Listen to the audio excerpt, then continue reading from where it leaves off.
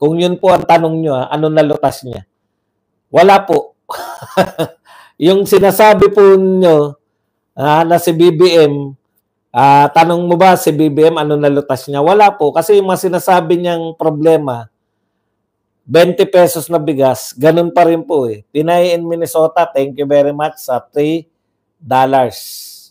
Maraming salamat sa iyo, Pinay in Minnesota. Nakakapanghinayang talaga, ganda ng Pinas dati. Yung sa Pogo, sino po ba nagpadok nun? Nagpadoktor? Hindi ko po alam kung ano po yung kahulugan na nagpadok. Kung nagpasok, yan, pwede naman.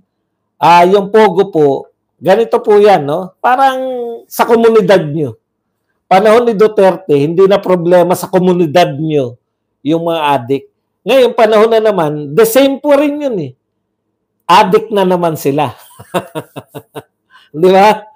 Ganun din po yung Pogo.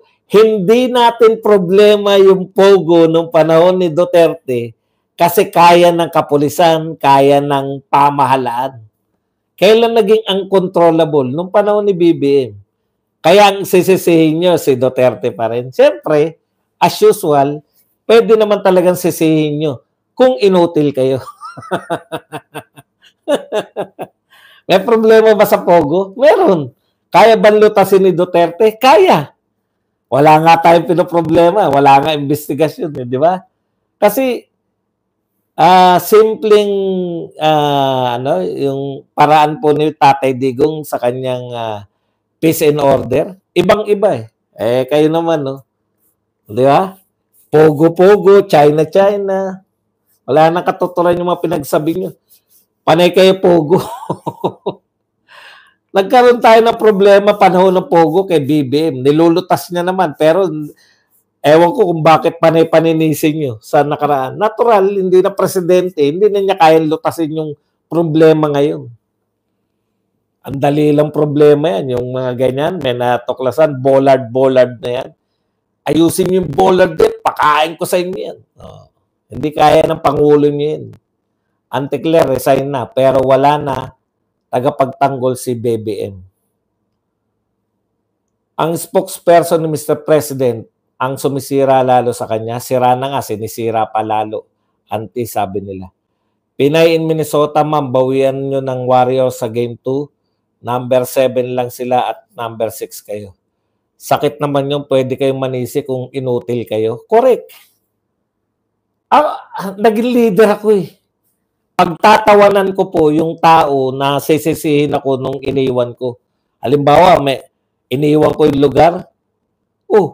Yan na lang iniwan sa'yo, hindi mo pa kaya. Kumbaga mga maliliit na lang yan. Yung mga major problem, nalutas na. Sharon, kahit lumuha ka ng dugo, wala nang boboto kay Kiko. Pag nawala si Anticlair Boss, Badong, wala ka ng instant content mo, kaya magdasal tayo na wag siya mawala. Mukhang matatag naman siya riyan kasi gustong-gusto siya ng amo niya eh.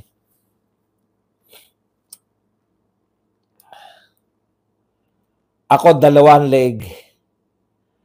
Pag nawala si Anticlair yan, hindi nila mapagtanggol sa mga proyekto ay may proyekto pala yung flood control.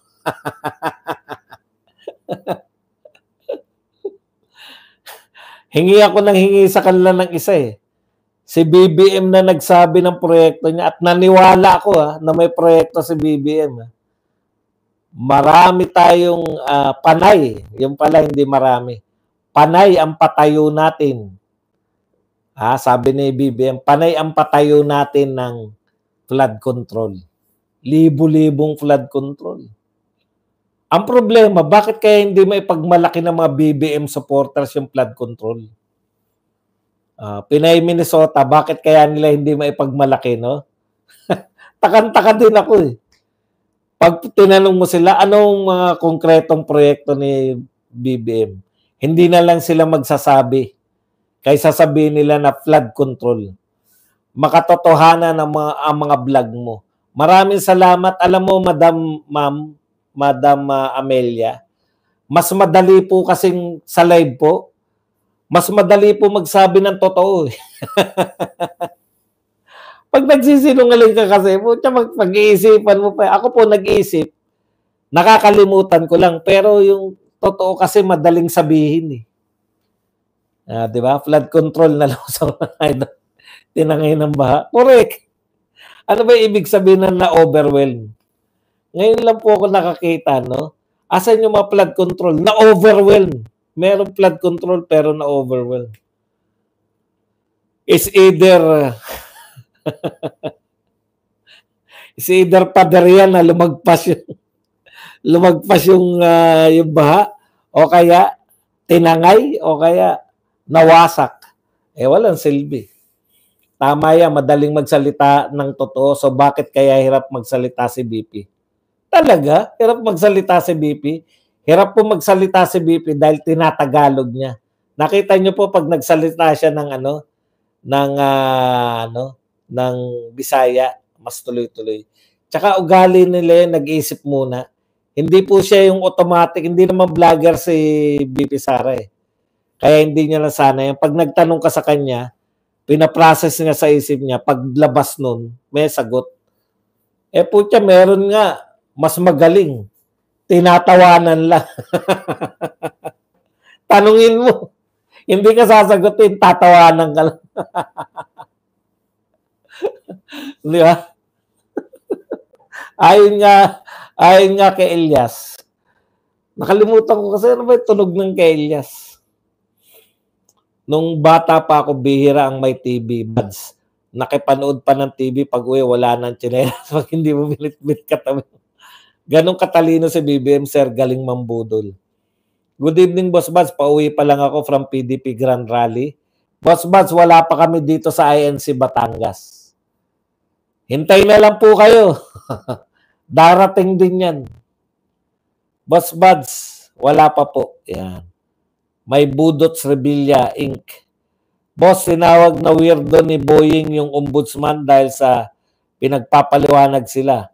Nag-aangas na. Sabi ni Tatay Digong, Duterte lang.